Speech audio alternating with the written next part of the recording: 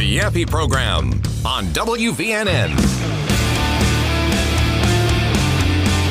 Yes, I am back, everyone. It has been a crazy few days, as you can imagine, as Isaiah Yaffee was born earlier this week. And just so you all know, apparently Christopher Reed made the announcement on the show, which is great. I appreciate Chris filling in for me. He kept getting the name wrong. I don't know why. I mean, two biblical names, so that's why. But it's not Isaac, it's Isaiah. Isaiah James Yaffee. And he's awesome. And he's also gigantic. That is the main thing that the nurses said, other than that he's cute, that he's adorable, all of that stuff. 9 pounds, 2 ounces. So somehow Steffi, my wife, who is not gigantic in any way, she's very small, had a gigantic baby. And we'll talk more about that. I'll tell some stories about what happened. I can also tell you some problems with the medical system that I'm noticing again. So we'll get that. I mean, everyone was great where I'm at, but where at the hospital I was at, nothing. The nurses are great, but the system still needs some changes, which there was some news on that this week we can talk about. And my advice to everyone, and I actually will expound on this a little bit. My advice to everyone listening, have more kids. Have lots of babies. Have babies. Have kids. Grow your family. It is a great thing to do so. It should be a goal of yours to have kids. And I'm not sure I always felt that way, but I do now. So if you do not have kids, or maybe you want to be a grandfather or grandmother and tell your kids to have kids, have lots of babies. That's the theme of the show. Have lots of babies. You are listening to the Yaffee program. This is the show where you can count on the latest news, the important guests, and the best analysis, all for your morning commute. Yes, on News Talk 770 AM 92.5 FM WVNN. Also coming up on the show, we will get to some very important news, as usual. I do have the Alabama bullet points, the top stories from around the state, and we have to talk about Iran once again, which I can kind of relay to you my experience, since I was kind of out of the loop a little bit. I'm in the hospital, taking care of a new baby, all of that stuff. The only news I really get are headlines, alerts that come on my phone. And I'm telling you, if you're just an average person out there that doesn't really keep up with the news, you probably think we're losing in Iran. You probably think it's some like giant disaster. What's going to happen? Gas is going to go to $5 a gallon. And none of that is true. It's not based in reality. I'm going to explain why they're doing this. But I also think the Trump administration and President Trump himself made one mistake that has not helped in this regard. So we'll talk about that. Also, I know some people got upset at me because I was critical of Tommy Tuberville. His comments about Mamdani, I don't think were necessarily helpful, but he has doubled down on that. So we'll talk about that later on. And Walker is here producing once again. She's going to do What's Trending later on as well. So What's Trending is coming back. Walker, how are you today? I'm good. I'm so happy that you're back. Yeah, well, thank you. Thank you. Yeah, I'm happy to be back too. I will be taking some time off in a few weeks because right now Steffi's getting a lot of help because we have family in town. But once they leave, it's going to be just the two of us. Well, Evie will help too. My daughter will help. And that's terrifying to think about. But other than that, yeah, I'm glad you're here. But you're excited to do What's Trending? I mean, I have no idea if you were doing it when I was gone. So. Yeah, I've missed it. I haven't done it while you're gone. So you probably have like a giant list of things already. Oh, that you yeah. just keep up with. Totally. All right. Okay. Sounds good. So I do want to talk about this real quick because it's interesting that as I'm telling you, I'm thinking about how having kids is great. It's scary. Don't get me wrong. It can be terrifying, but it's something everyone should strive to do. And it's interesting that happened. I'm thinking about this. I have a new baby the same week that Paul Ehrlich died. Or Elric. I'm saying his name wrong. I don't know why I'm saying it wrong. Ehrlich. There we go. Paul Ehrlich. Now, if you don't know who Paul Ehrlich is, He is the author of a book and a theory all the way back from the 70s called the population bomb. And he was constantly fear-mongering up until his death, honestly. He died in his 90s. But he had been constantly fear-mongering that the human population was going to grow so much that we were going to use up all our resources, that we were not going to be able to handle it. It would create more and more poverty, and having a lot of kids was not a good idea. It was a bad thing. You should try not to have kids, was basically what he was telling a lot of people. And he ended up being completely wrong. One of the most discredited theories of the past 50 years. And yet those in the propaganda press, those in academia, those in pop culture were constantly pushing his ideas, even as it was constantly proven wrong. And then it really ramped up too with the climate change nonsense. Because of climate change, we should have less kids. We're using too many resources. You've had movies about this. I mean, hell, in a way, the Marvel movies did it with Thanos. We're using too many resources, so he's going to snap and get rid of half of life. Now it is true he brought it back, but, it's amazing how completely wrong this was, but this theory keeps coming up. But actually, I think it's the opposite. He was to the point, and a lot of leftists were to the point, that we would make our society much, much better if we had less kids. I think our society has gotten much, much worse because not enough people are having children. It changes you as a person to have kids. Now, let me tell you my personal story a little bit. I've been on the air in Huntsville since 2020. You might remember when I was first on the air, we didn't have kids. And I would joke, LT was my co-host at the time, and I would joke, people stop posting your baby pictures because it makes my wife want to have babies. And I would kind of joke that, I don't know if I want kids. It's too hard. Now, a lot of it was tongue in cheek, but I mean, honestly, I'm sure anyone out there who doesn't have kids and you think about having kids, it's scary because it's difficult to raise a family. It's not always easy. Anyone who is a father or mother out there knows there are some tough times. It costs a lot of money. But I can't imagine my life now without Evie, and now I'm not going to be able to imagine my life without Isaiah. But beyond that, beyond me personally, despite some of the fears that you might have having kids, despite some of the sacrifices, and yes, as you know, there will be sacrifices. Beyond that, it's better for our culture.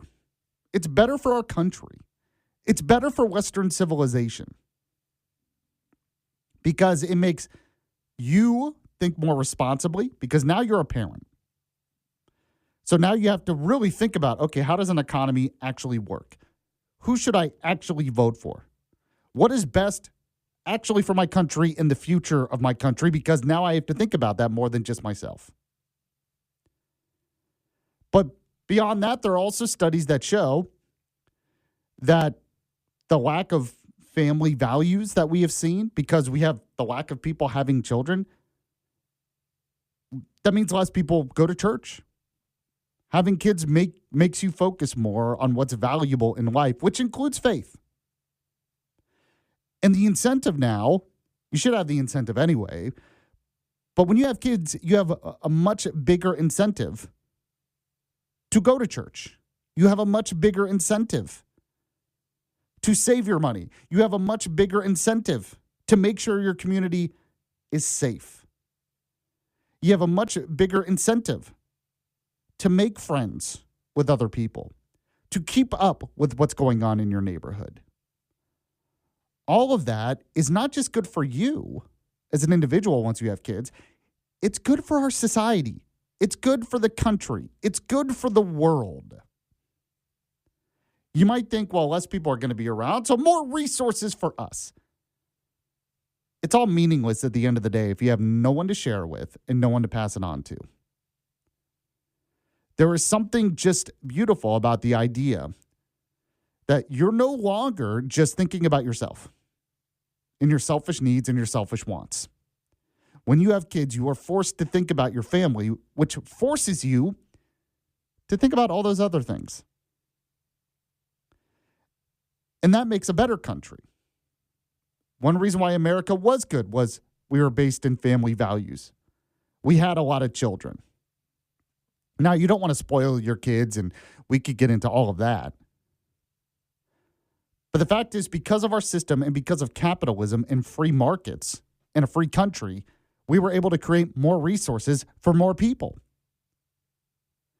But a lot of the cultural problems we see now, whether it's anti-Semitism, whether it's a lot of the protests out there, whether it's the lack of civility in our culture and too much of our culture, whatever it is, a lot of it you can tie back to the fact that we just don't value things like we should.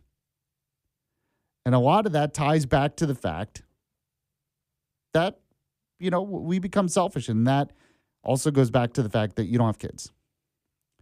Oh, I care much more about my net income than I do about the next generation.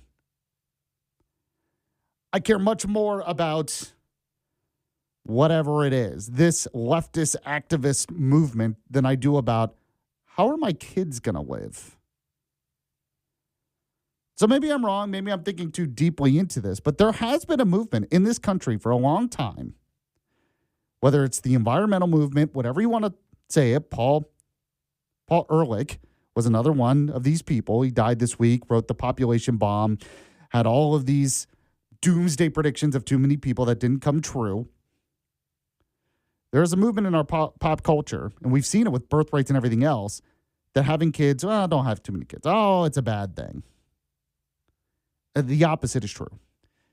If we need more families, we need more good parents. Oh, and I do want to say this, though. We also need to promote an idea of having kids after you're married. So the success sequence still counts as well. That if you are going to have kids, you should do it the right way. And that's a whole nother subject. But tell me what you think. We have our Yaffee text line, of course. 866-494-9866. 866-494-WVNN. That's brought to you by RegenesisStemCell.com. We're going to get to a lot of other subjects. I'm sure I'll brag even more about baby Isaiah, who was born this week. Oh, and it is my wife's birthday as well. So happy birthday, Stephanie. I hope she's listening. I don't know. I kind of hope she's sleeping because she's obviously not gotten enough sleep. So I hope she's actually getting some rest. All right, we'll be back with the Alabama bullet points in a moment. This is the Yaffee program. The Yaffee program. Every day, excessive delays and denials from big insurers keep patients from accessing the care they need. And when care is urgent, these delays can be disastrous. These practices cost billions in wasteful spending, driving up costs for American families. But while big insurers put up barriers, America's hospitals and health systems are in your corner, navigating endless reviews and appeals to get you the care you need when you need it most. It's time to curb these harmful practices and put the focus back on patients. Brought to you by the Coalition to Strengthen America's Healthcare.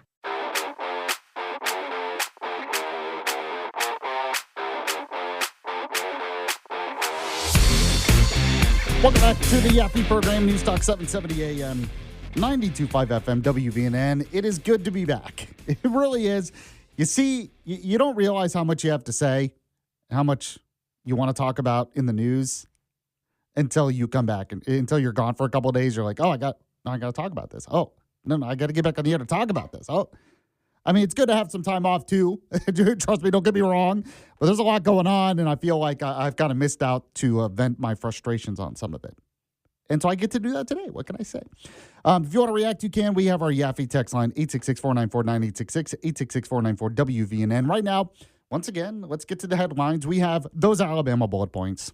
Alabama bullet points. Today's headlines from around the Yellowhammer State. Sponsored by Larry's Pistol and Pawn. I'll tell you more about them in a moment. Number 4 today, Alabama House Speaker Nathaniel Ledbetter said that Tuberville would be Alabama's recruiter-in-chief as governor.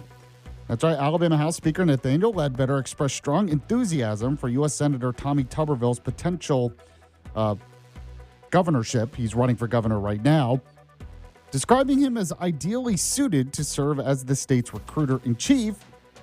Now, he also chaired Tuberville's 2020 Senate campaign and considers him a close friend, highlighted Tuberville's lifelong experience as a football coach and recruiter, arguing it would enable him to attract businesses and jobs to Alabama, especially with recent legislative incentives that ranked the state 8th in business attractiveness.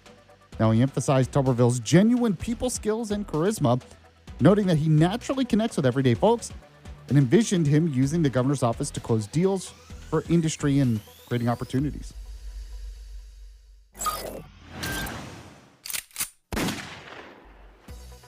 Number 3 today, Senator Katie Britt is calling to repeal the Biden-era heat rule that she says is targeting American workers. So Katie Britt, along with Senator Bill Cassidy and 15 other Republican colleagues, Tuberville's in that list as well, sent a letter urging the U.S. Department of Labor to repeal a Biden-era proposed heat rule. The rule would impose uniform, one-size-fits-all mandates on businesses, regardless of size, location, industry, or safe record. Now, this includes requirements for safety staffing, record keeping, and mandatory breaks of certain high heat thresholds. Now, Britt and her colleagues argue that these prescriptive standards are inefficient, impractical, and could create confusion or even undermine worker safety by introducing hazards in some workplaces while burdening businesses unnecessarily. Now, they advocate for clearer, more flexible, and pragmatic approaches to protect workers from heat hazards instead of the blanket regulatory approach.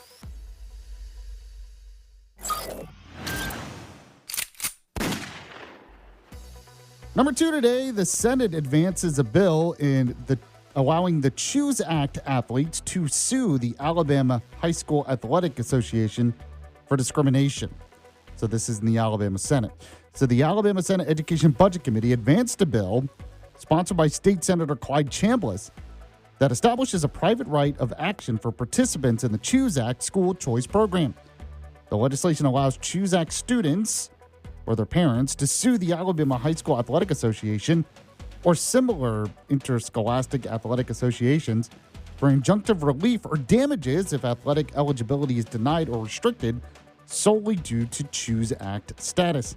This is aiming to prevent discrimination and ensure their participation rights are protected if they meet other transfer requirements. Representative for Governor Kay Ivey emphasized that the bill does not grant special exemptions but provides recourse against unfair discrimination, which is good.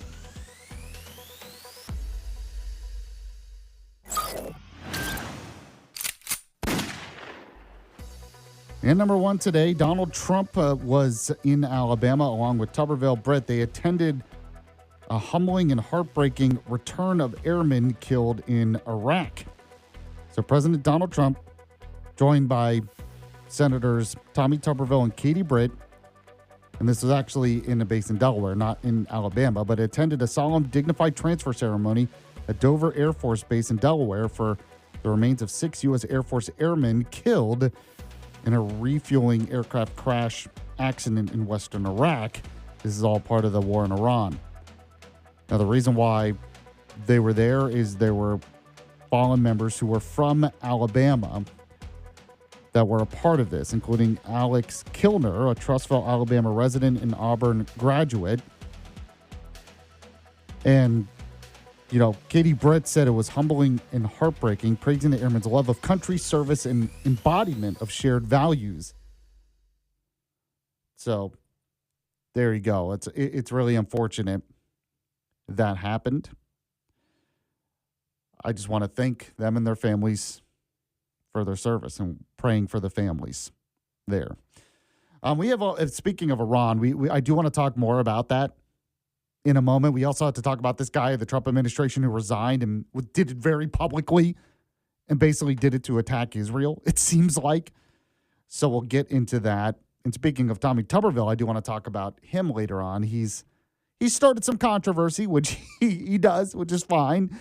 But we'll get to the reaction of some of what he said. I talked about it before, and we'll get to that. Right now, I do want to tell you about Larry's Pistol and Pawn. They always sponsor the Bullet Points. And I want you to go to Larry's Pistol and Pawn today in Madison off Greenbrier Exit 3 by the big rusty water tower. You know, we were joking during Dale's show that, you know, my wife just had a kid, and he asked, you know, did you get her a push present? Maybe your wife is about to have a kid and you want to get her a push present. That's a thing now. You could get her some nice jewelry. I mean, women, a lot. I bet your wife would love some really nice jewelry. They have more diamonds than ever. Maybe you're not having a kid, but you want to get engaged. Maybe you want to get married. They have rings there, jewelry there for that as well, but much more to shop for. So I want you to go to Larry's Pistol and Pond in Madison. It's off Greenbrier Exit 3 by the Big Rusty Water Tower. Another location in Huntsville off North Memorial Parkway. You can shop for the best in jewelry. You can put it on layaway. They have, the selection is huge. They can resize it for you. They have, much available for you. Beyond jewelry, a lot to shop for. If you need a newer used firearm, they have that. Firearm accessories, they have that. And you can also get ammunition there. They really pride themselves on stocking up when it comes to ammunition. So you can get that there as well. Larry's Pistol and Pond. Go to the website, pistolandpond.com. It's pistolandpond.com. When you go, let them know Yaffee was the one who sent you. We'll be back in a moment on the Yaffee program. Stay with us.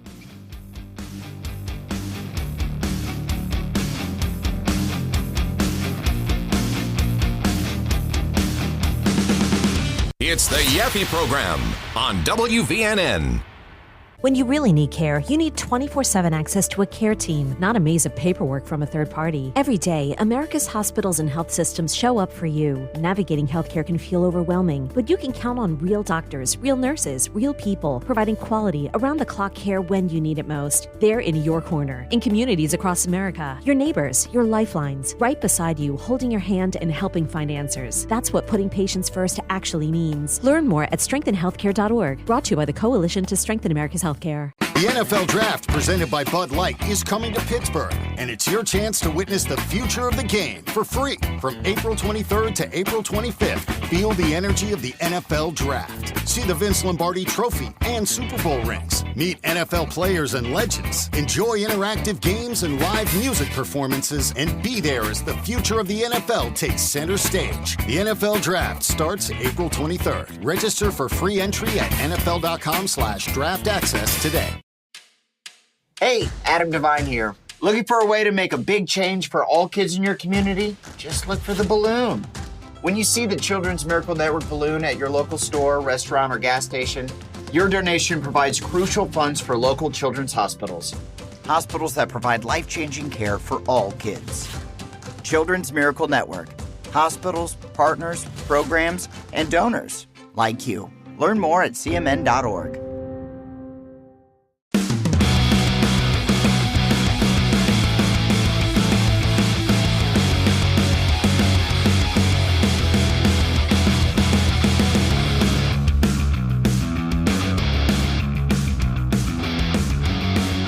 Welcome back to the Yaffee program. I am back here live. Your voice of reason's here. It's okay. It's all right. And I'm going to be a voice of reason again. You need me. Every time I'm gone, I see the propaganda press and what they're up to, whatever it is. And I'm like, wow, you need me. People need me. Okay, in all honesty, it's not just me, but people like me that tell you what's really going on when it comes to the news, when it comes to our culture. Because if you rely just on the propaganda press, you're not. Like I said, you would think we're losing the war, that it's a complete disaster, that it's destroying Trump's presidency. It hasn't even been 3 weeks, right? So let me give you an example here. There was a time you would go to the Drudge Report and you would see, okay, the real news, this is what most conservatives go to. It is completely flipped since Trump. Now it's all anti-Trump. It's basically, if you want to know what the propaganda press is up to, what they believe, go to the Drudge Report. But you go to the Drudge Report right now, okay, for an example of the message they're trying to put. It's got a picture of Trump looking all tired and distraught on the front. And it says, these are the big headlines. This is just an example, one example, but it says, losing control. Showdown, Russia sends oil to Cuba. Iran hits multiple Gulf refineries. Trump threatens major gas field, $111 a barrel. Then it also says Vance is in a bind, supporting a conflict that could cost him politically. May skip a presidential run because of this. Then another headline, set to deploy thousands of troops. Drones over base where Rubio Hegseth live. Raise security concerns. If you're just reading some of these headlines, you're thinking, what a disaster. But none of it is based on, I'll say some of the headlines are based in some reality. But you're just getting a very small perspective on what's really going on. Now, I do have one criticism. I have one criticism of Trump in all of this. Maybe you have a lot more, fine. But I have one. I do think Trump has a tendency to not want to tell the American people when there is going to be sacrifice. And why there's going to be sacrifice. It's been, he'll kind of say it in offhanded comments later. Oh, well, it's just temporary. Even with the tariffs, he said, "Oh, well, it's just." And this was a mistake that George W. Bush made after 9/11. So if you remember, after 9/11, one of his main messages with the war in Afghanistan, the war in Iraq, was go shopping. Don't let the terrorists win. Go shopping. Take cruises. Live your life. Then the terrorists don't win. That was his main message. Now, it's not a horrible message. There is a grain of truth to that. But really, after a major attack against the United States, what the message should have been is serve your country. What the message should have been is be willing to make some sacrifices to defeat the enemy. There's got to be something there beyond just, this isn't going to affect you, so live your life. And it's kind of the same way here. We are very spoiled, and in some ways, it's a great thing. We're spoiled as a country because you have a war like this. It doesn't affect us personally beyond the price of gas, okay? And sometimes when we do military action, it doesn't even affect that. It barely affected it when we went into Venezuela to capture Maduro. So we're spoiled because we have a great military. I get it.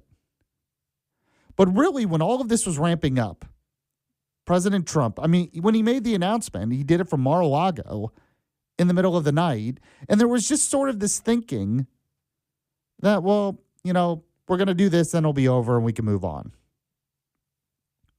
And I think we need to get to a point where a president of the United States really comes and makes it clear, look, there will be some sacrifices. There will be some pain. This is a huge deal that is risky. But the risk is worth it. That the sacrifices are worth it. Now, Trump did say that some soldiers will probably be killed, but they'll die for a noble cause. So I'm glad he said that. But most of what you've heard from Trump and the administration is, this will be over soon. It's not going to really affect that much. And there's this sort of message when we have a big military campaign like this. We're not asking anything of the American people. And I think if you really want to get backing for a war, you have to get them involved. You have to ask them. You have to go out and say, look, this is why we're doing this. This is why it's a big risk.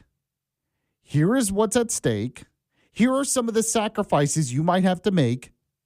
But it's all for a worthy cause, for the safety and greatness of America and Western civilization.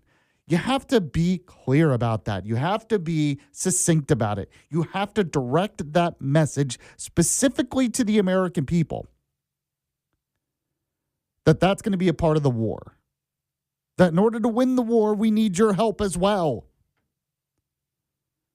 That used to be how it was done. Now it's kind of like, oh, okay, I see it on my Facebook feed. Now I can move on. Oh, gas is high, $1 a gallon. I'm mad about this. Trump promised lower gas prices. What's going on here? Now, I admit that let's say Trump really does that. Let's say he does a major speech and he really lays out the risks, the sacrifices, the goals, and why it's all a worthy and noble cause. Let's say he does that. I understand the propaganda press. They're still going to try to bash it. The propaganda press, they want to be useful idiots for Iran. It's become pretty obvious they're almost wishing for a disaster here.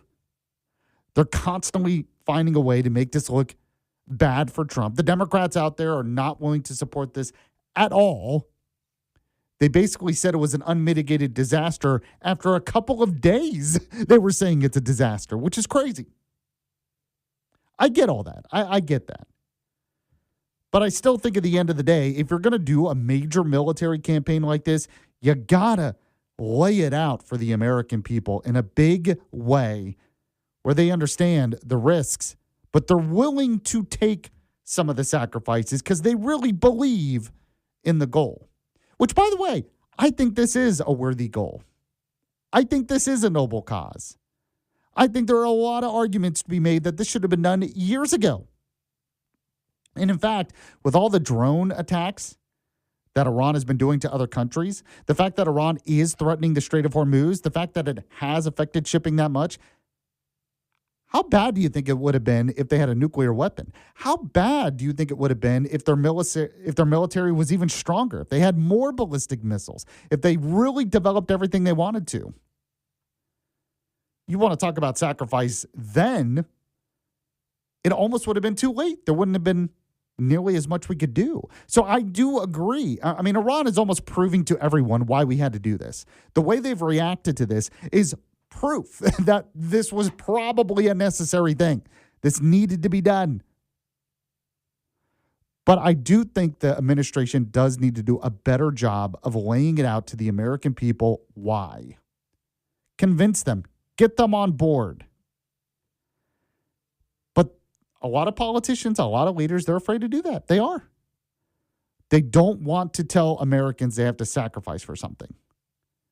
Most politicians now want to tell the American people, you can have it all for free. I mean, that's usually the message. You can have it all and it's free. Here you go. By the government. Well, no, you can't always have it all. If you want to win a war, there is going to be some sacrifice. But here's why, and the American people can take it if they believe it's worthy. Now, when it comes to the fact, as I was saying, where it's almost like I'm watching the news, I'm in the hospital, we're taking care of a new baby, a lot of other stuff going on. I look at some headlines, and you look, the propaganda press is at it again. They're being useful idiots. You can tell they're basically cheering for the United States to lose. They want to make Trump look bad. You think this is a disaster. But someone who really got this right, and I want to read some of this. It's really well done here. Victor Davis Hanson, who is a professor, historian. He is also a contributor for the Daily Signal. He's also with the Hoover Institute at Stanford University. He had a piece here. I'm not going to read the whole thing, but he had a piece at the Daily Signal. And it says, it's a very surreal war.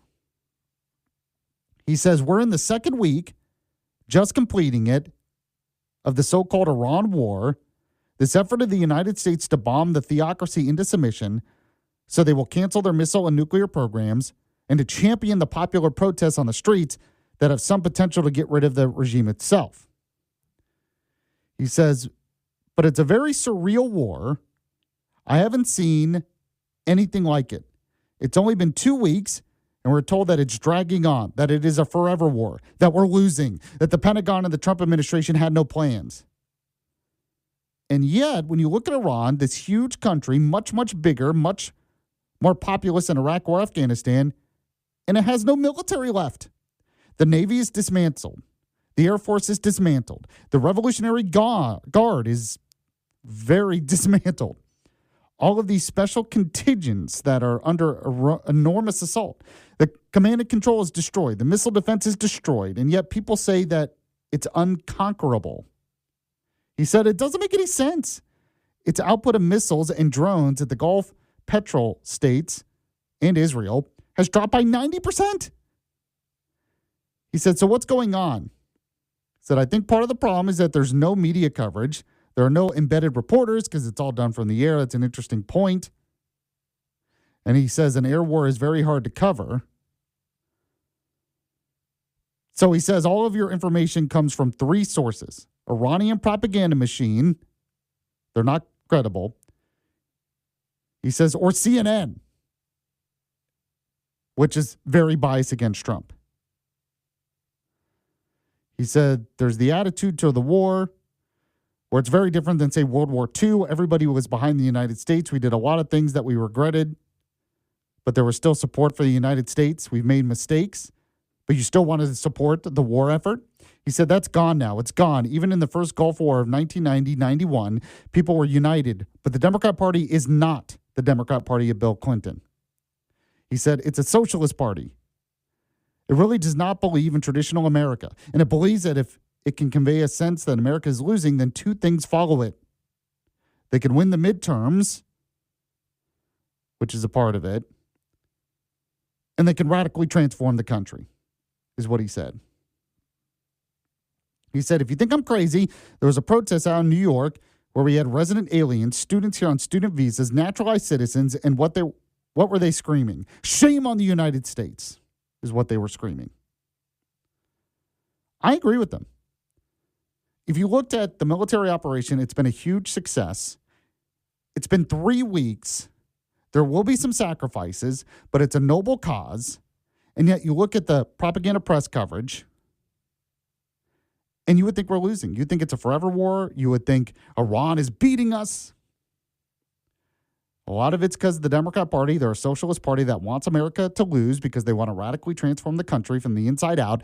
And you have the propaganda press. They become useful idiots for Iran because, well, they hate Trump. So that's why you need people like me. That's kind of the message today. We'll talk more about this. Get your reaction on the Yaffee text line, 866-494-9866, 866-494-WVNN. We'll be back in a moment here on the Yaffee program. You're listening to Yaffee on WVNN.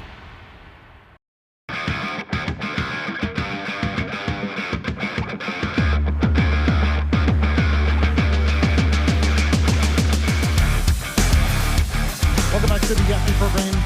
News Talk 770 AM 92.5 FM WVNN. Glad to be back today. Really am. It was a pretty crazy week. My baby boy was born. I know Christopher Reed announced it, although I apparently kept mixing up the name. It's Isaiah. Just so everyone know, Isaiah James Yaffee. So we have one girl and one boy now, and it's just been amazing. Obviously, stressful at times. Obviously, mommy's working hard, pretty tired. But as I mentioned at the beginning of the show, you should, if you don't have kids, have kids. I mean, get married first. Do everything in the right order, but your goal should be to raise a family, have kids, because it's one of the best. It probably is the best thing you will do in your life. And I know you can't completely understand it until you actually do it, so you just have to trust me. If you don't have kids, trust me. Have kids. It's awesome. Don't listen to some of these stupid op-eds out there that are like, I regret having kids. Stop. Nonsense. Or don't listen to stupid environmentalists who say it's bad for the environment to have a lot of kids. No, it's good for you. It's good for our culture if we have more families. By the way, I was talking about the latest in Iran in the last segment and how I agree with Victor Davis Hanson, who says it's a very surreal war. That's how it feels. I did want to give you the latest on what's going on in Iran. I know Pete Hegseth, Secretary of War, had done a press conference this morning talking about some of the latest. So go ahead if you can, Walker, play the Pete Hegseth cut that I sent you. This is not those wars. President Trump knows better. We fight to win, and we are winning on our terms, following our objectives. Not for nation building or democracy promotion, but to crush direct threats to America, Americans, and our interests.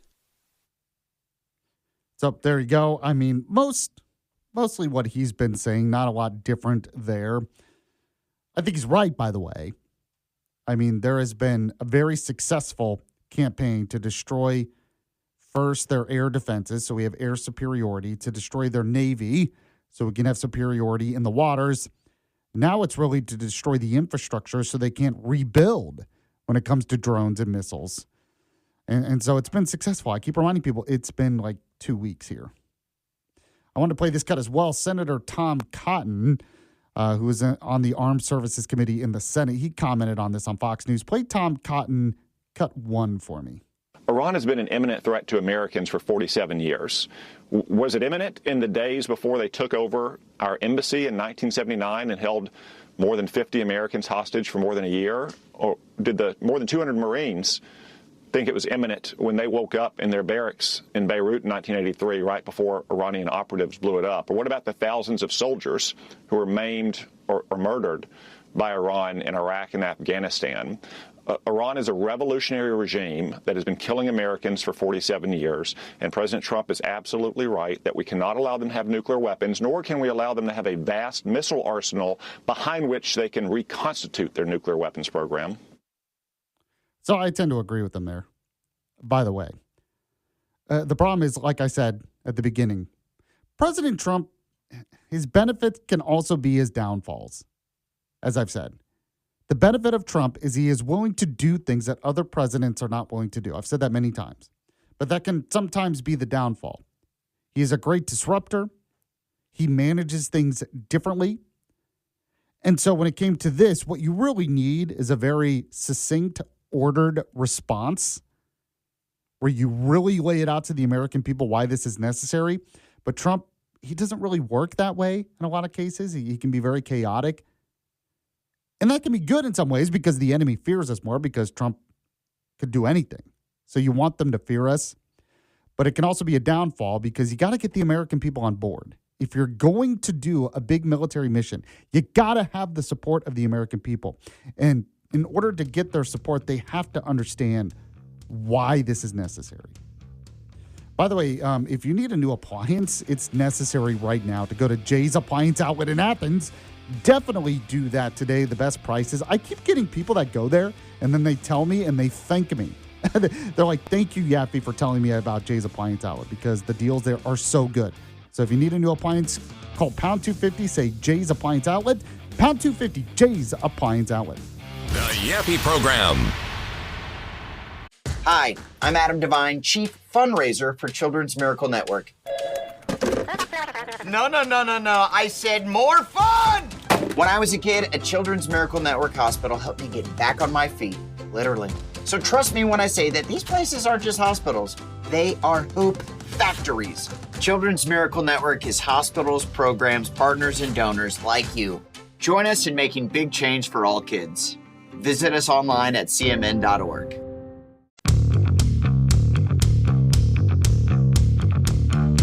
The Yaffee Program on WVNN. All right, I am here. I am back. I am live. Some people are like, where'd Yaffee go? I don't know how you could ask that question. I've been talking about this for weeks now. My son was born. Isaiah James Yaffee was born. Luckily, I have family in town that can help Steffi. I will probably take some time off in a few weeks when the family leaves so we can get settled a little bit.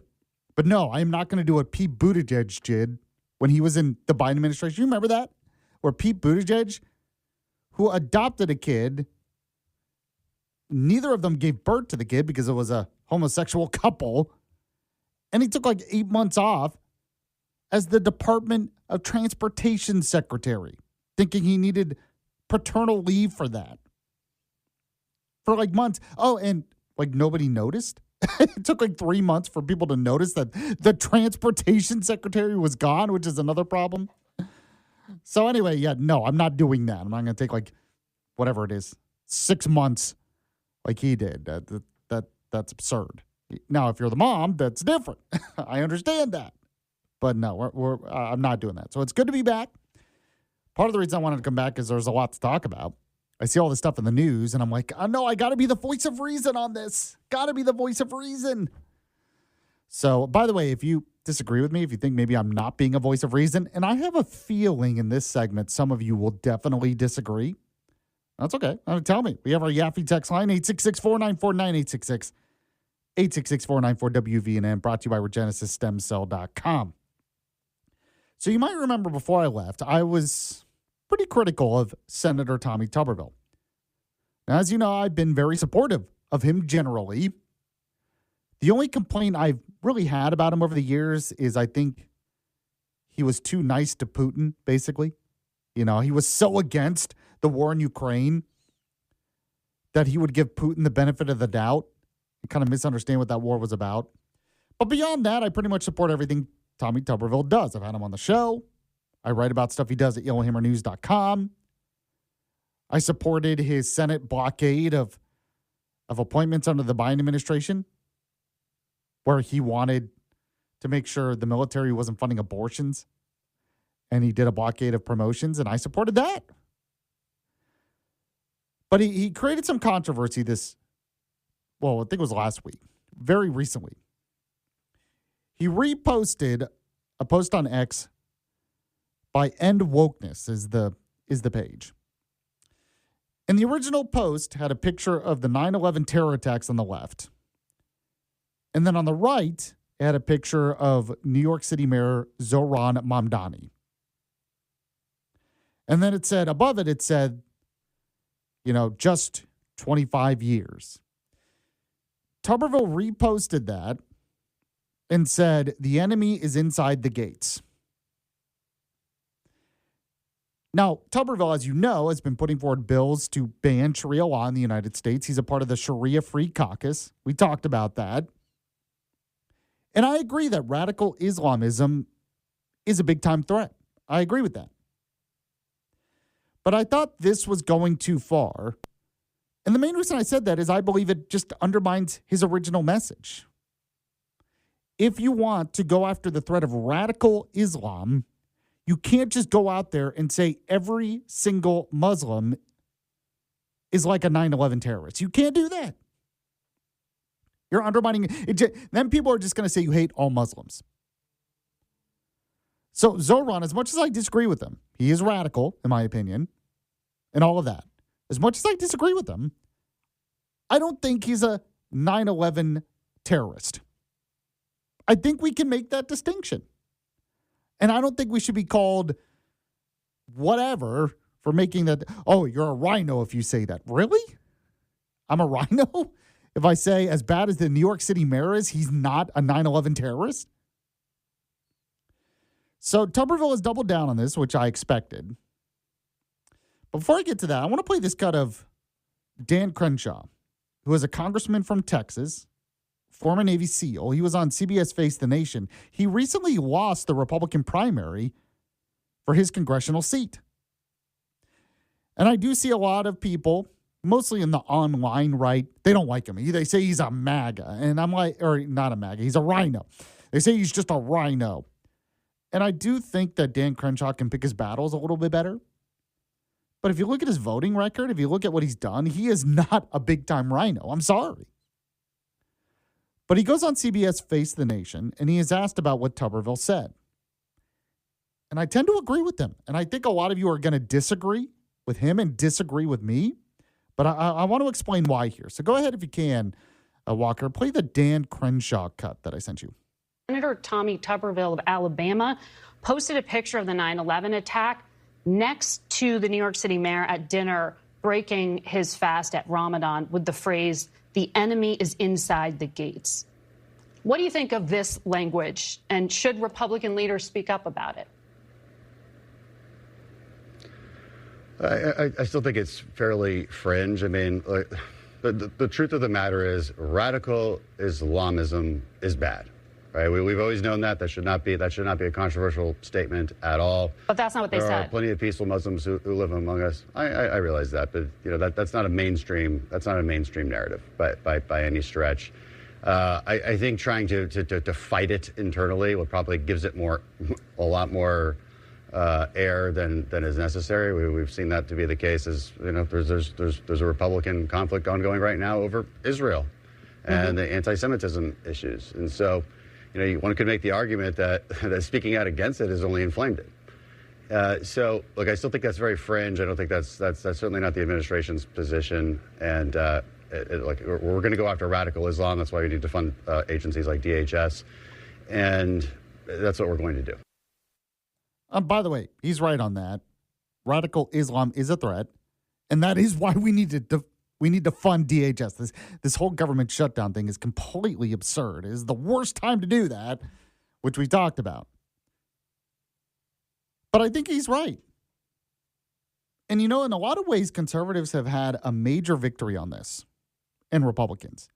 For years, the propaganda press and the Democrat Party and even average Republicans would not say radical Islam because they would buy into the narrative that, oh, you can't say that. You're calling all Muslims bad. And the response for years by conservatives was, no, we're not saying all Muslims are bad, but we do have a problem. A very big sect of Islam, radical Islamism, is bad. And we have to face it. We have to call the enemy what it is, and we have to face it. And it completely undermines our effort now because we've had a lot of victories in that. More and more people are willing to call out the enemy for what it is, willing to say radical Islam. That is a good thing in our culture. We need to call it out.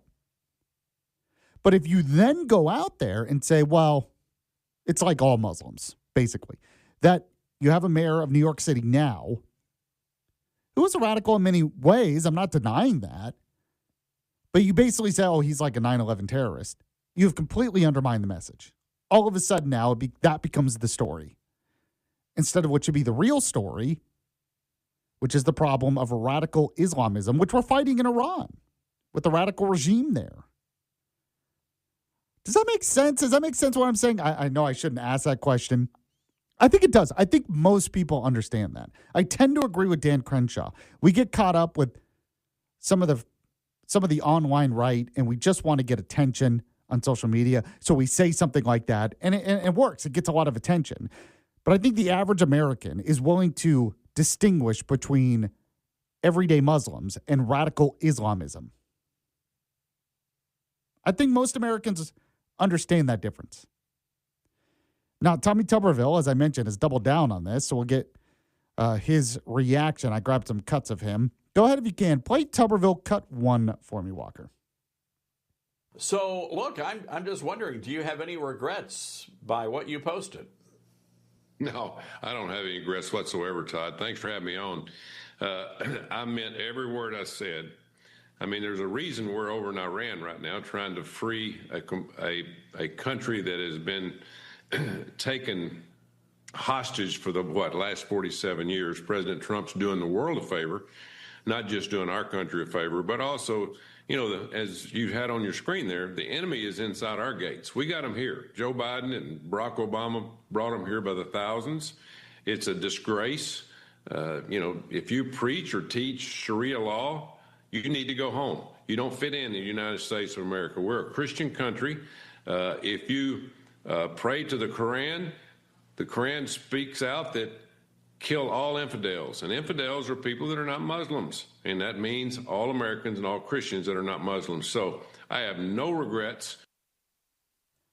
So I agree with most of what he said there, to be honest with you. He's right that there are enemies inside the gates because of our open border policy. We probably have Iranian sleeper cells inside the gates because of the open border policy. It's one reason why you don't want open borders. I agree that we can't allow Sharia law to become the law of the land in certain areas to supersede the Constitution or something. I agree with the threat of the Iranian regime, and that's part of the reason we're over there, bombing them to smithereens. I agree with all that. Like I said, I even agree with the comment of the enemy is inside the gates. But his original post wasn't talking about immigration. He was talking about Zohran Mamdani, the mayor of New York. There is a big difference between open borders causes radical Muslims to come in here and possibly commit terrorist attacks. We could say that, and that's true. But then to say, oh, and the mayor of New York City now, who is Muslim, is also like a 9/11 terrorist. Those are two very different things. And now the story had become what you said about Mamdani instead about the real issue, which is the threat of radical Islam. Tuberville was asked about this again. Go ahead and play Tuberville Cut 2 for me, Walker. Can you explain your tweet linking the mayor of New York's Ramadan event to 9/11 attacks? That's, as you know, has created a lot of stir online. Yeah, I just go by his rhetoric. You know, he's made a lot of statements about his stance with Islam and radical Islam, all the things that go along with what he preaches every day. And I'm just kind of repeating what he's saying. And so we don't need a division in this country. So there you go. I mean, we don't need a division. I don't know. Your comments were pretty divisive there. So tell me what you think. Maybe you agree. I will say this as well. Zohran Mamdani has said some things in his past, and his wife especially, that are pretty bad. He is pretty radical in many ways. But there's a difference between calling him out for being a radical leftist and comparing him to the 9/11 terrorists. We have to be willing to make that distinction. And if we're not, we're going to completely undermine the message, I think. It makes it even harder to win victories against radical Islam when we undermine our own message. But you can tell me what you think. We have our Yaffee text line, 866-494-9866. 866-494-WVNN. It's brought to you by RegenesisStemCell.com. I want you to contact Regenesis Stem Cell Center today if you deal with maybe back pain. I dealt with back pain for years. I didn't want invasive surgery. I was really worried about that. I mean, I saw chiropractors. It kind of helps. You get a massage. That kind of helps. But I wanted real relief without having to get surgery. Then I found out about Regenesis. I found out about their state-of-the-art stem cell treatment, using your own body's adult stem cells to take away the pain. It has changed my life for the better. I'm not the only one. People travel from all over the world. I'm not joking about that. I'm not exaggerating. People literally from all over the world come to Huntsville, go to RegenesisStemCell.com, and it helps get rid of the pain. Whether it's joint pain, back pain, arthritis, neuropathy, they can help. Go to RegenesisStemCell.com. Speak with Dr. Charles Lee today. Make an appointment. When you do, let them know Yaffee was the one who sent you. We'll be back in a moment on the Yaffee program. It's the Yaffee program on WVNN.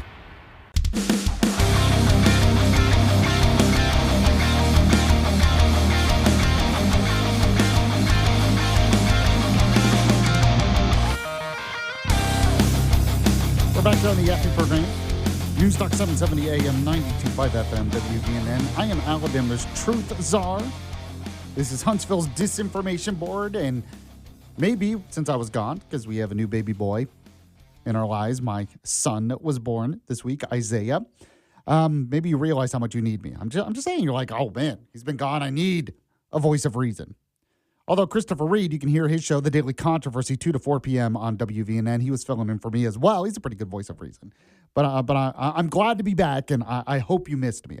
I hope I missed you. I missed you.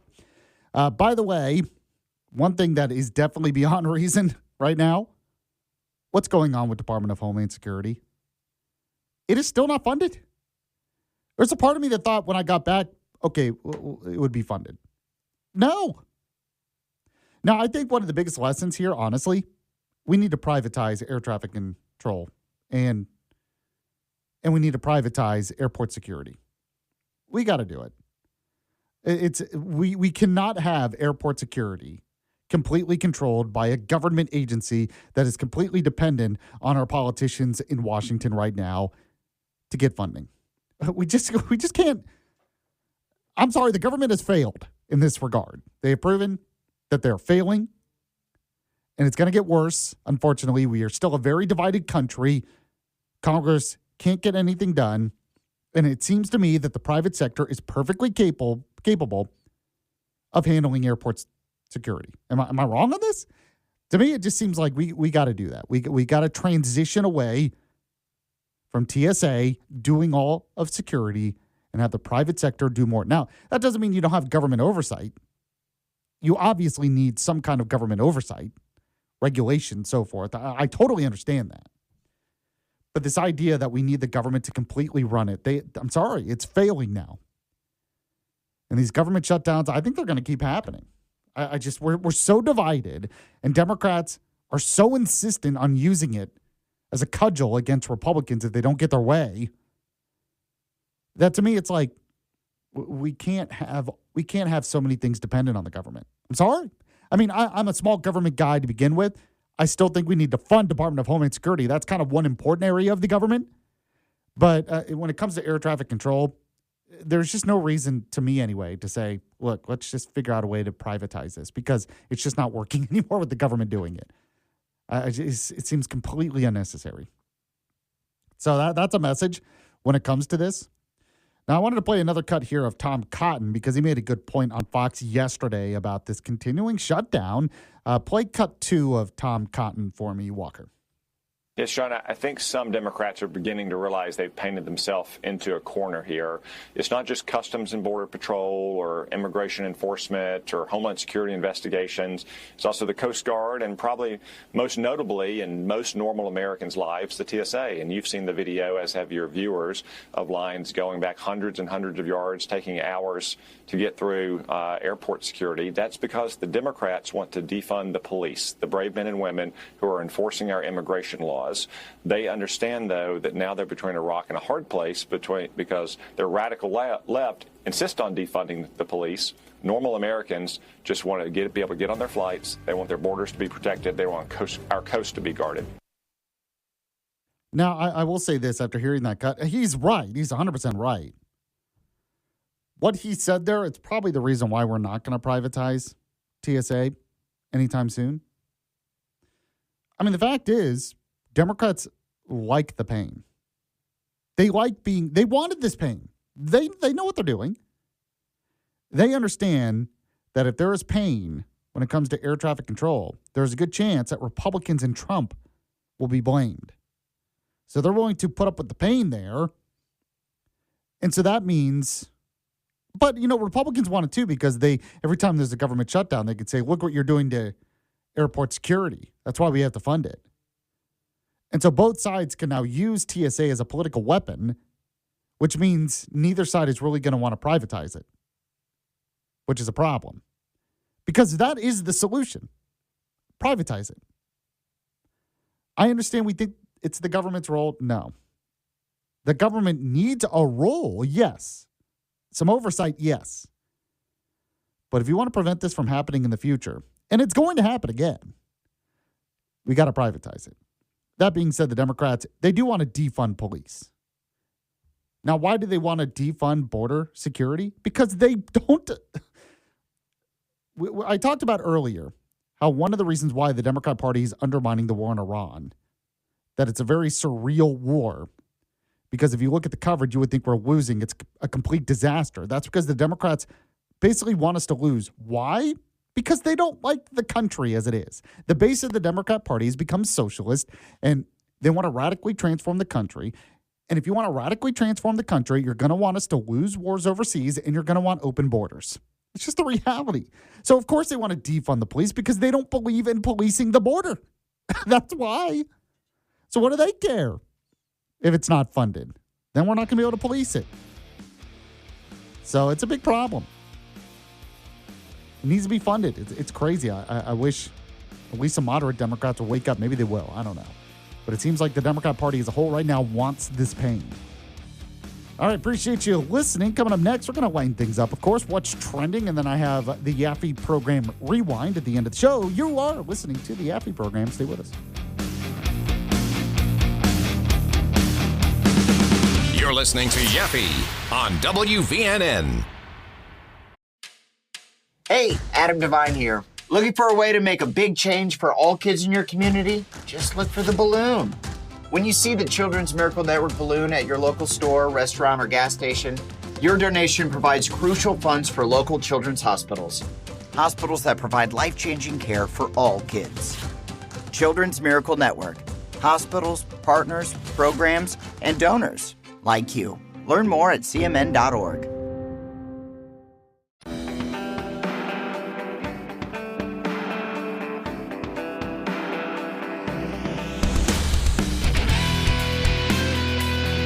Back on the Yaffee program, News Talk 770 AM, 92.5 FM, WVNN. we're going to get into what's trending in a moment. Of course, the main thing that's trending is Isaiah was born. My son was born a couple of days ago. It's been an awesome experience. I can't believe I am turning 40 in a month and I have 2 kids now. It's kind of surreal in some ways to think about that. But I appreciate I know I posted on Facebook and X about it, Instagram as well. So I appreciate all the kind wishes from all of you who are listening and everything else. It's been a bit of a whirlwind, honestly, because my wife was supposed to get induced, and then they kept having to put that on hold, and then he came naturally, basically. He was not willing to wait anymore. So there's a lot going on, So I appreciate you. I also appreciate Christopher Reed for filling in while I was out. Walker is here as well. So outside of that, let's do it. We have What's Trending with Walker. Keeping you up to date with all that's trending in your world. Oh, they have the internet on computers now. You guys know how to post videos to Facebook? It's What's Trending.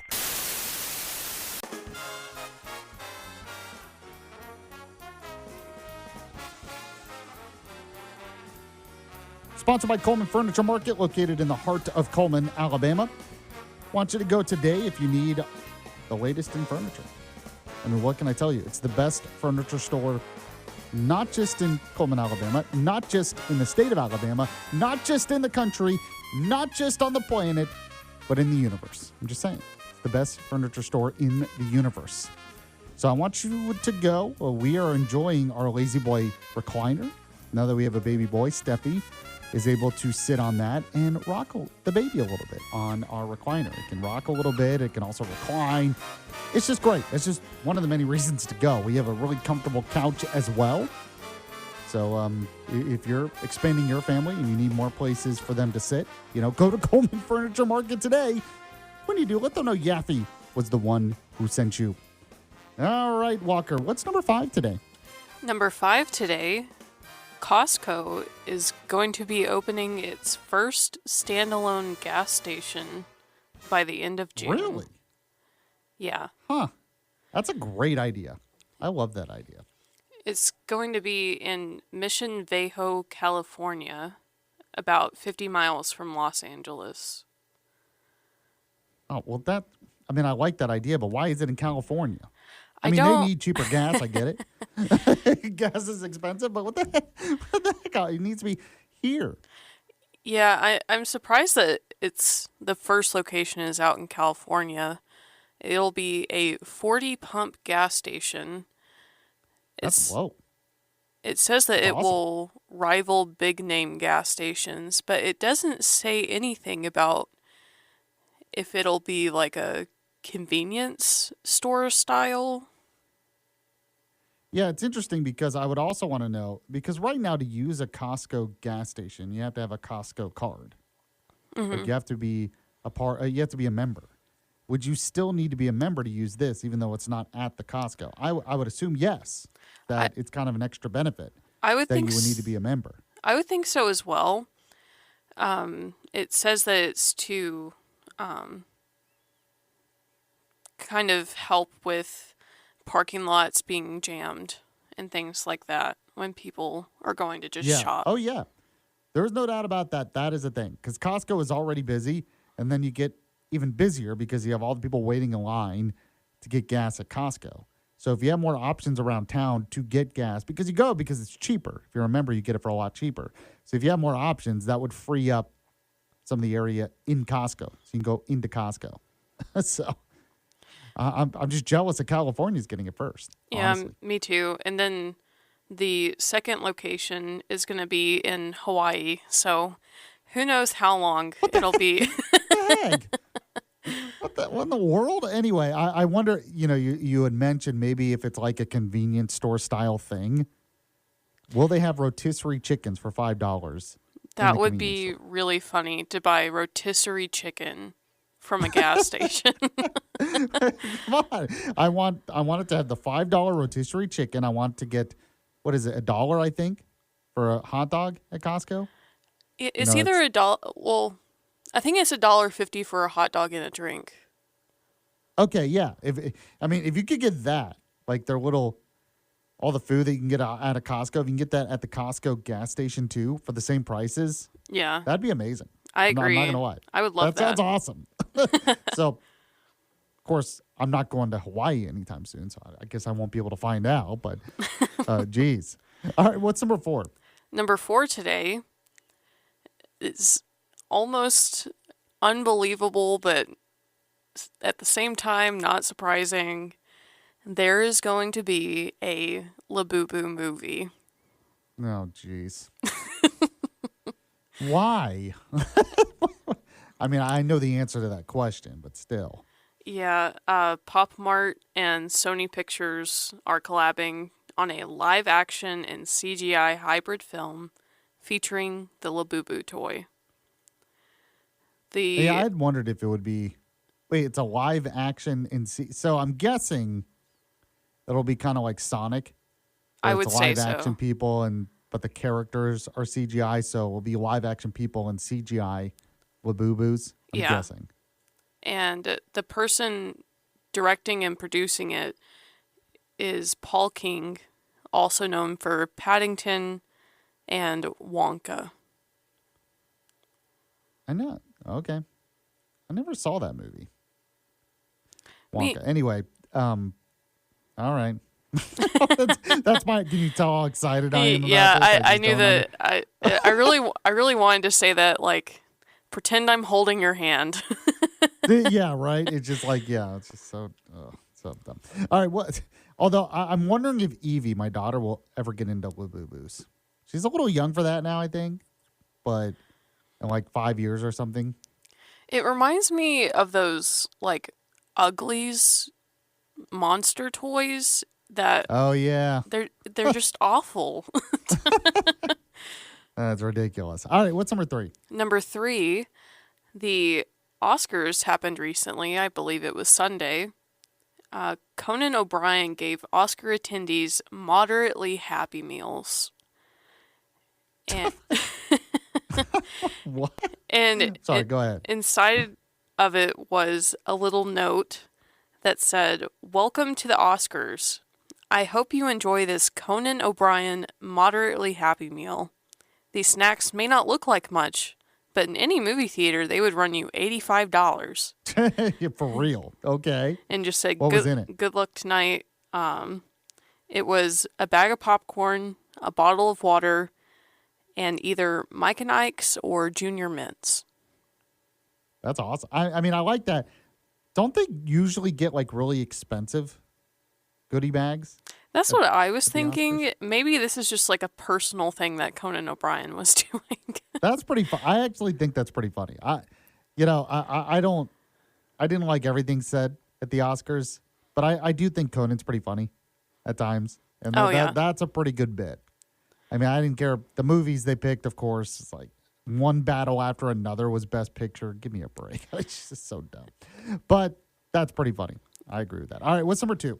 Number 2 today, there is a trend of people who are starting to go on walks without any music, no podcasts, just letting it be quiet. Yeah, wasn't there a name for this? Silent walking is what they're calling it. It's just silent walking. I thought they had like another name for it. Because I remember hearing about this. But, okay. I mean, I'm trying to think, would I do that? Usually if I go for a walk by myself, I'm listening to a podcast or something. Or I'm listening to the radio, obviously. Or I'm listening to music. Usually it's like the radio. Yeah, I usually listen to something as well. Huh.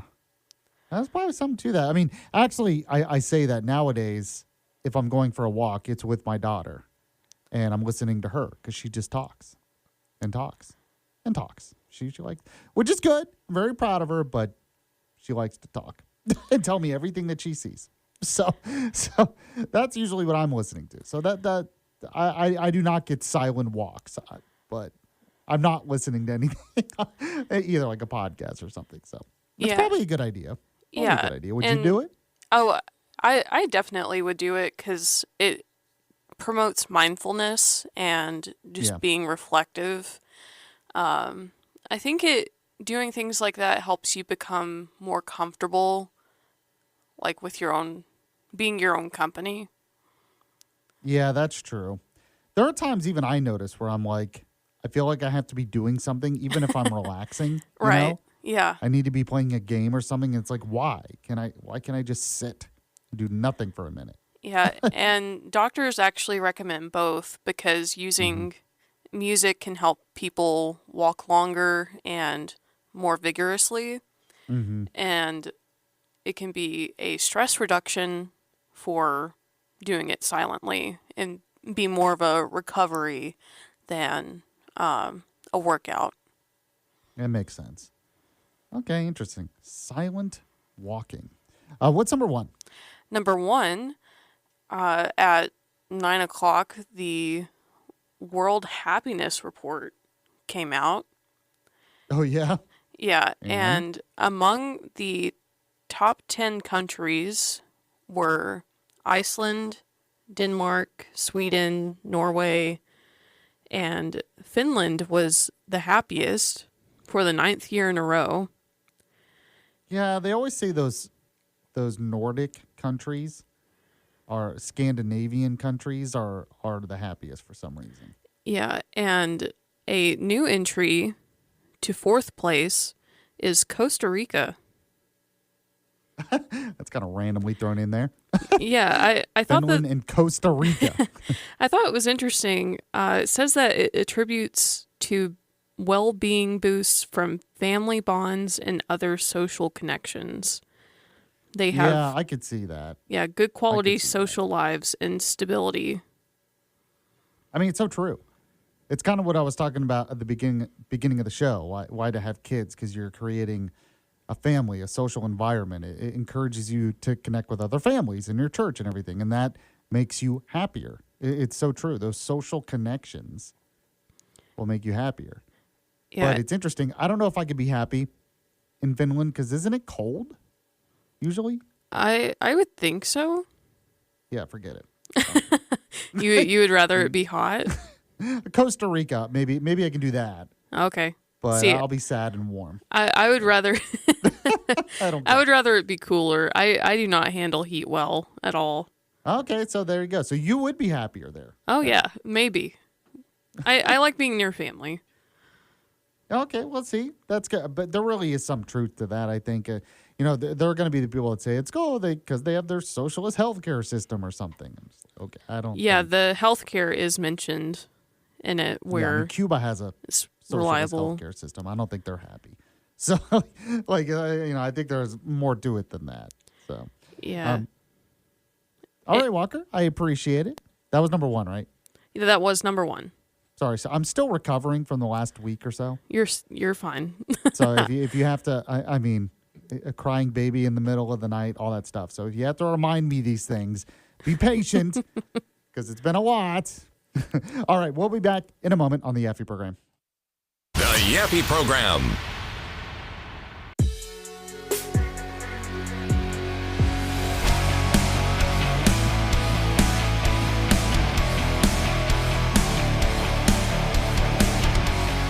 We're back here on the Yaffee program, News Talk 770 AM, 92.5 FM, WVNN. Glad you're joining the show today. If you miss any of the show live, by the way, check out the podcast on the website, WVNN.com, or anywhere you get your podcasts. We also have the WVNN app. But, I mean, like I said, anywhere you get your podcast, subscribe, tell your friends, give me a good review, all that good stuff. All right, let's end the show like we usually do. We have the Yaffee program rewind.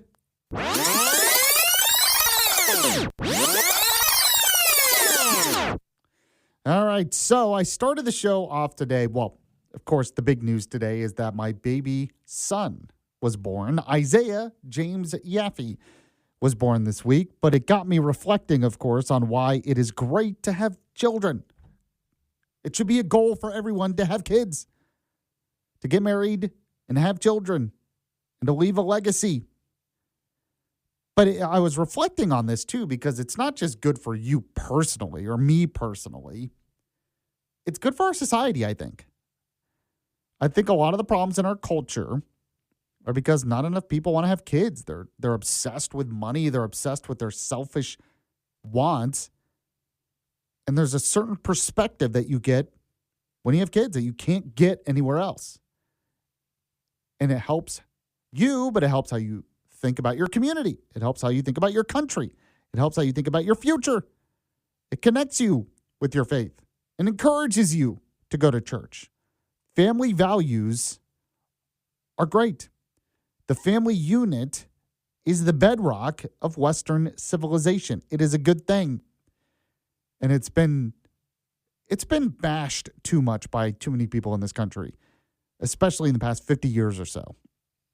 And I pointed out that Paul Ehrlich, who was the author of The Population Bomb, he died this week, 93. He was constantly encouraging people not to have kids because his book predicted that the population would explode so much that we would use up all the resources and it would be a complete disaster for the planet and a complete disaster for humanity. He was wrong on everything. And instead of celebrating the fact that he was wrong and encouraging more families, there are people that still are like, no, he was right. He was just, it's coming. It's still coming. It's coming. The end is coming. No, he was wrong. It's a good thing to have kids. So I talked about that at the beginning of the show. If you missed it, the podcast is up. I had the Alabama bullet points as well, the top stories from around the state, including a bill that's going through the Alabama Senate right now that would allow people to sue if the Alabama High School Athletic Association, if they prevent your student, your child, from being able to play in sports because they use Choose Act funds, school choice funds. So it's it's been a big issue this year in the legislature, so they keep talking about that. And we talked about it in the bullet points. Then I had the latest in Iran, and I talked about the fact that it seems like a very surreal war. If you go to the propaganda press, you think we're losing. You think it's a forever war. You think it's a complete disaster. But it's not. Militarily, it's been a huge success. The biggest sacrifice, though, we have had to make as a country is more expensive gas. I mean, yeah, there are families that unfortunately their kids died in the war as a part of the military. But to have a war like this against a pretty big country in the Middle East, and the casualties on our side have been pretty minimal, it's an amazing thing. I do think, though, and I mentioned this earlier, that I wish the Trump administration would have been more clear from the outset on some of the sacrifices. That you really got to lay it out to the American people what's at stake, why it's a noble cause. There will be some pain, there will be some sacrifices, but encourage the American people to be on board, to be ready, to be with you, because we want to win this war for the future of the country and the future of the world, honestly. So I talked about that earlier. I also played this cut from Pete Hegseth. So go ahead real quick, Walker, play the Pete Hegseth cut for me. This is not those wars. President Trump knows better. We fight to win, and we are winning on our terms, following our objectives. Not for nation building or democracy promotion, but to crush direct threats to America, Americans, and our interests. So we talked about that. We also talked about Tommy Tuberville earlier. His comments about Zohran Mamdani, basically comparing him to a 9/11 terrorist. Look, we can criticize radical Islam. We can criticize Mamdani. We can criticize immigration policy. We can admit it's a problem without saying the current mayor of New York City is like a 9/11 terrorist. I think we should be able to make that distinction. If you don't, and just call all Muslims like him bad, you're undermining your own message. So we talked about that. Appreciate you listening to the show. I'll be back tomorrow at the same time. See you then. It's the Yaffee Program on WVNN.